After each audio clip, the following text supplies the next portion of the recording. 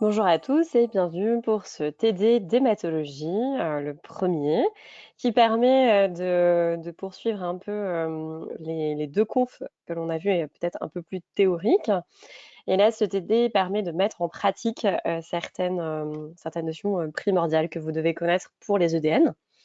Alors, sans plus attendre, voici un peu le contenu et le programme de ce TD, qui va être divers et varié, donc qui va porter sur la LLC, qui est un sujet phare, la leucémie lymphoïde chronique, mais également sur l'orientation diagnostique que vous pourrez avoir face à une adénopathie superficielle, comment organiser son raisonnement diagnostique. On parlera également des troubles de l'hémostase et de la coagulation, et puis, bien sûr, également un sujet important qui peut amener vers de nombreuses pathologies, la splénomégalie. Ensuite, on parlera de la granulocytose médicamenteuse et de la conduite à tenir. Ce sera aussi l'occasion, ce TD, pour parler anémie. Alors, anémie, ça veut tout dire et rien dire. C'est un symptôme d'une pathologie, donc il faut surtout faire l'enquête pour trouver quelle est la cause de cette anémie et pouvoir la prendre en charge. Ensuite, on va parler des lymphomes malins, de la leucémie aiguë, qui est aussi une hémopathie qu'il faut bien maîtriser, qui peut tomber pour les EDN. Et puis, on parlera de transfusion. Et enfin, c'est un peu tout le long de ce TD, l'hémogramme. Savoir l'analyser, comprendre les interprétations de toutes les anomalies et savoir aussi les grandes indications, notamment en cas d'urgence. Voilà, alors sans plus attendre, on va commencer avec cette première question. Comment pouvez-vous décrire les adénopathies en cas de leucémie lymphoïde chronique? Alors, est-ce qu'elles sont indolores? Est-ce qu'elles sont superficielles, symétriques, fermes ou compressives? Je vous laisse réfléchir un petit peu sur cette question. Comment sont les adénopathies en cas de LLC?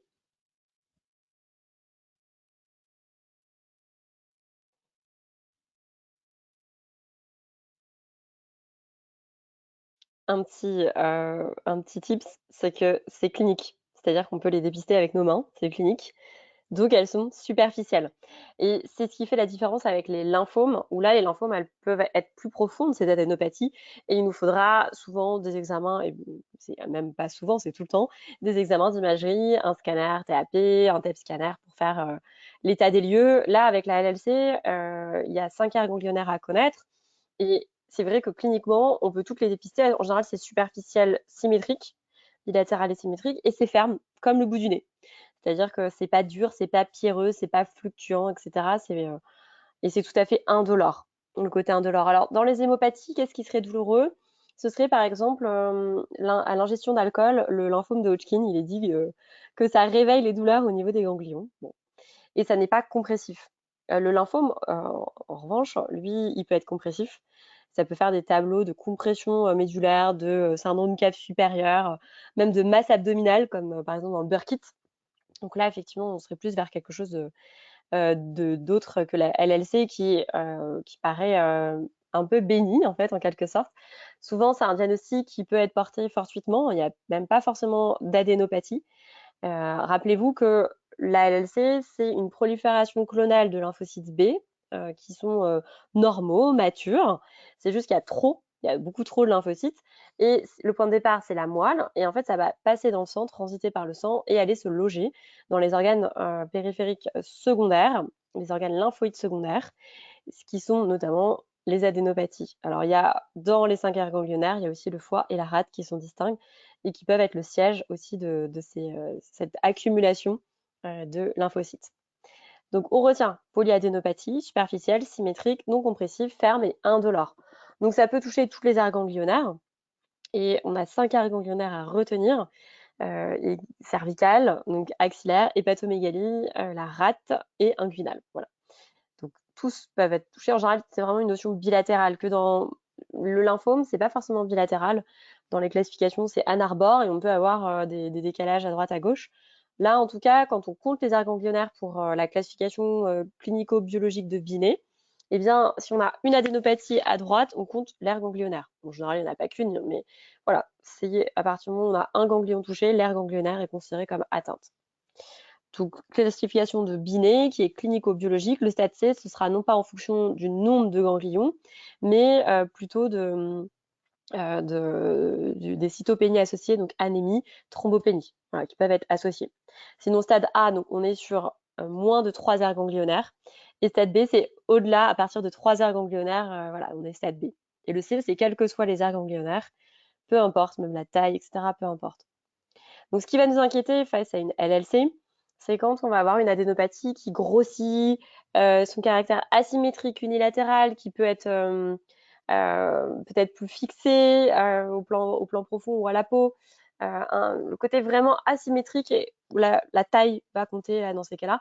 Là, ça nous fait tilt et ça fait partie des critères NCI pour se dire, il y a peut-être une transformation en lymphome ou il faut peut-être s'inquiéter et traiter le patient. Voilà.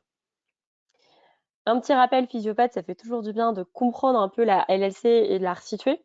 Donc on est bien sur les cellules lymphoïdes, les lymphocytes B, ça c'est très important, qui se trouvent ici.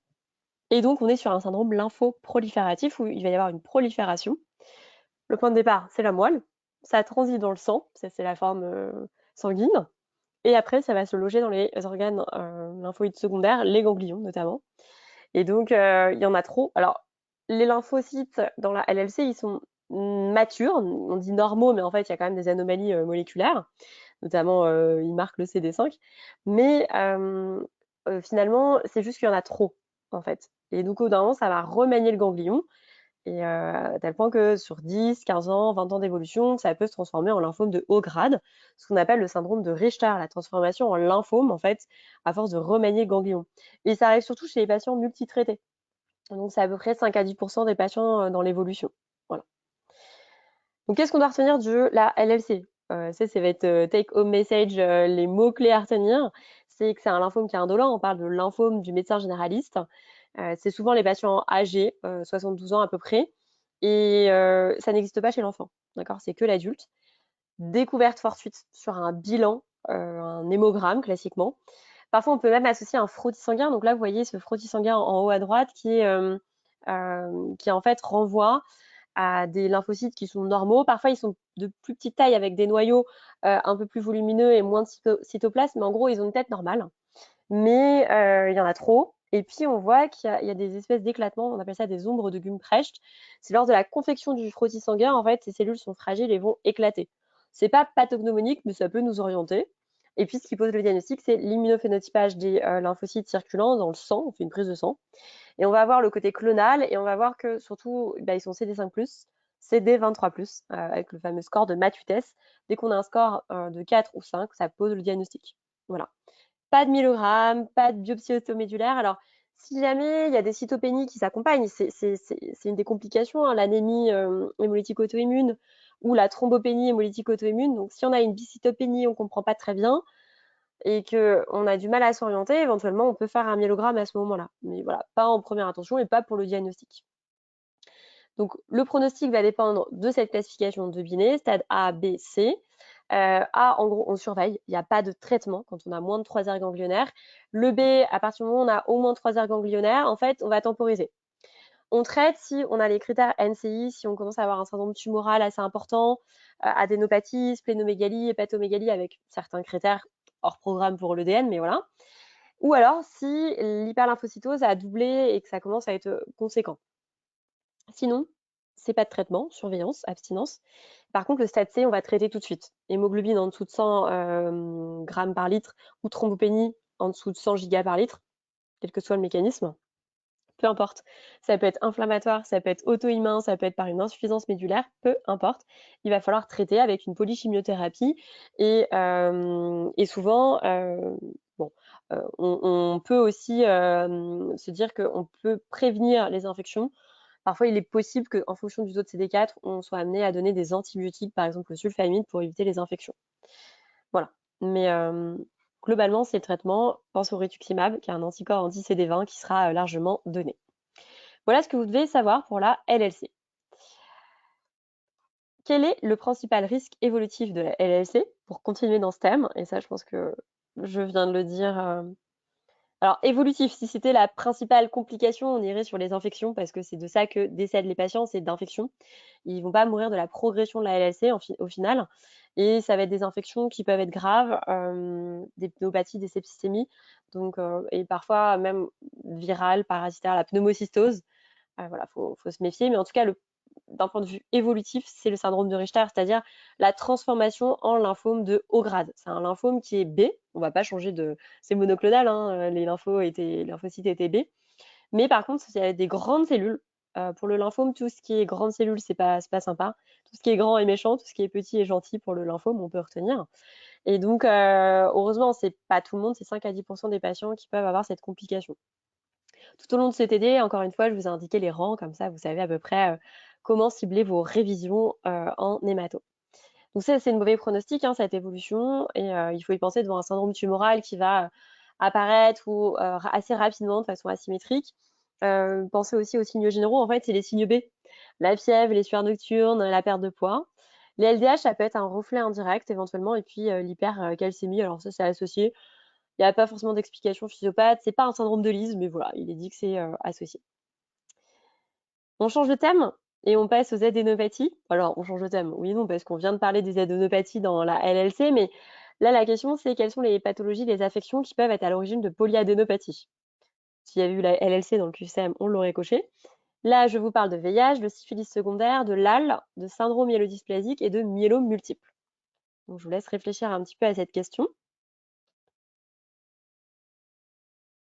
et me dire ce que vous en pensez.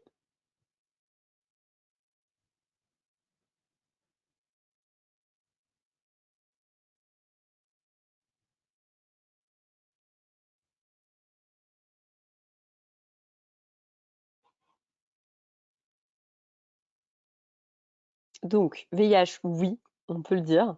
Syphilis secondaire aussi avec, donc là, on est dans le secondaire avec l'atteinte aussi cutanée, les syphilites palmo-plantaires et cetera. La LAL, oui, notamment chez l'enfant. Par contre, en revanche, syndrome myélodysplasique et myélome multiple, non, il y a pas d'adénopathie. C'est, 2 pathologies pour lesquelles on trouvera jamais d'adénopathie. Donc ça, c'est un adage, il faut le savoir. Donc adénopathie. Face à ça, on s'oriente, donc déjà si c'est unique ou si c'est multiple, en général c'est souvent multiple.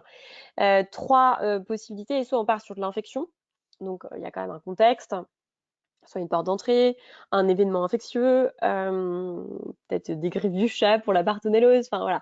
Un contexte dans l'interrogatoire qui fait qu'on s'oriente vers ça et puis à l'examen clinique, on sentira, hem, des adénopathies qui seront douloureuses, fluctuantes, un peu molles, rénitantes. 2e chose, ça peut être une hémopathie, donc là on en a parlé. Ou alors, troisième chose, c'est une méta, d'un cancer solide. Où là, l'adénopathie, elle sera beaucoup plus dure, beaucoup plus pierreuse. Voilà et ça peut nous orienter si on connaît un primitif, si on a une lésion, cutanée qui nous fait penser à un mélanome, par exemple et cetera. Donc c'est savoir s'orienter, en fait, en fonction de la clinique, de chaque patient. Voilà.